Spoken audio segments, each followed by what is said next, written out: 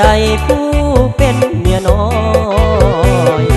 คำคืนยืนคอยใจลอยคอยได้ท่าผัวมาบ่มีคืนวันบ่มีกำหนดเวลารอท่าจังหวะโอกาสของเขาจะมีผัวทั้งทีก็ถึกสามีคนอื่นเหมือนไต่ทั้งยืน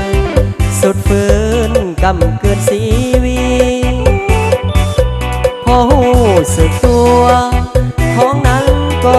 ใหญ่เต็มทีปวดล้าวหรือดี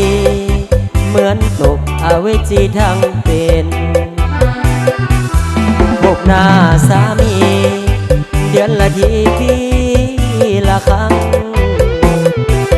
คงบ่สมหวังคอยทางลำบากยากเย็นมีอุปสรรคขวางทางเศร้าสวยบ่ายเย็นเหมือนดังมีเวรมีกรรมนำตามสนองสงสารเหลือทนเป็นคนที่มีปมด้อยถ้าใจเลื่อนลอยต่ำต้อยน้อ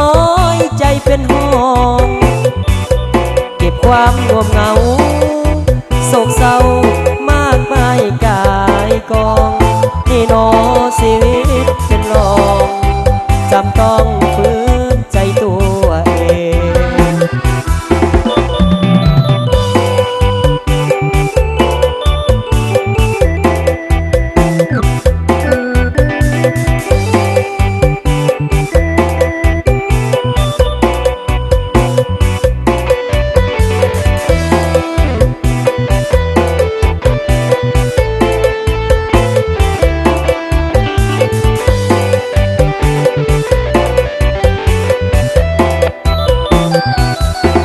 หน้า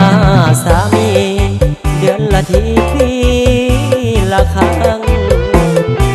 คงบ่สมหวังคอยทางลำบากยากเย็นมีอุปสรรคขวางทางเศร้าสายบ่ายเย็นเหมือนดังมีเวรมีกรรมนำตามสนองสงสารเหลือทน